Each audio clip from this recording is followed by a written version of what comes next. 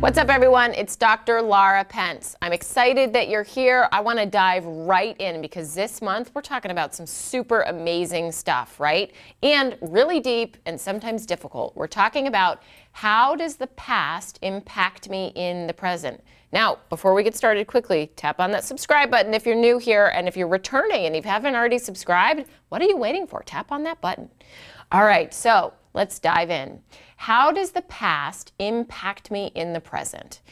Oh my gosh, in so many ways, right? So one of the metaphors that I really like to use with my clients and that I often think about for myself is that our past is like a backpack on our back, right? That we carry around with us everywhere. Now, here's the thing about that backpack.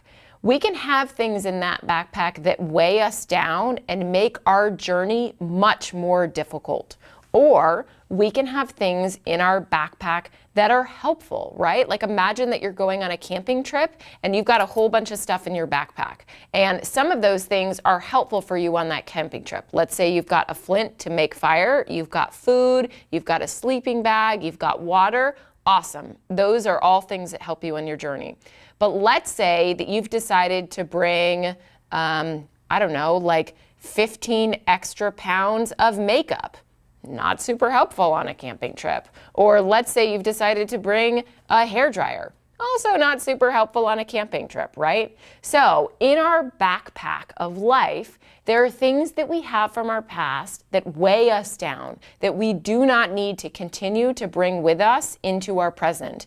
And there are other things from our past that are there to actually be helpful. So your exercise of the week is to identify what are some of the things in your backpack, okay? So I want you to kind of go a little bit deep with this. And again, this exercise is really just for understanding, like just for inventory, for awareness. We're not gonna dive into each thing in your backpack quite yet, but I want you to think about it. What are some of the things in your past that you know are in your backpack, that you know you're carrying around with you? Now, this could be a traumatic event from high school. It could be grief and loss from a death previously, somebody in your life who mattered significantly to you. It could be from a job that you got, or a job that you got fired from, a relationship that was really important to you, or a relationship that was very toxic to you, an experience that you had with athletics growing up.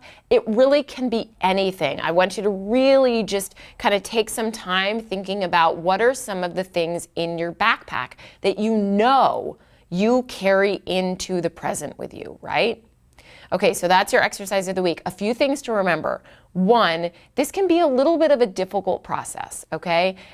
Like so many of the things that I say, sometimes it just sounds super easy, but when you actually like sit in with it, it's actually a little bit more difficult. So take your time, be patient with yourself, and give yourself compassion, right? Because there might be stuff that you know are showing up in your present that you don't want to be there, and you don't want to identify those things, but they're there and they're impacting you. So it's important that you identify them, okay? So join us on Thursday because we're gonna talk about what are some of the things in your backpack that scare you and what makes you afraid of them, what makes it difficult for you to look at them. Okay? Again, this is a deep month, right? Things from our past are scary and sometimes painful, but we've got to do it if we want to elevate ourselves and understand our greatest self. All right, so make sure you come back on Thursday, hit that subscribe button if you haven't already hit it. Let me know what you're thinking about this. Like put some comments below. I want to know what you're enjoying, what you're finding helpful, what you want to learn more about, okay? I'll see you on Thursday. What's up, everyone? I'm Dr. Laura. Oh, sorry about that.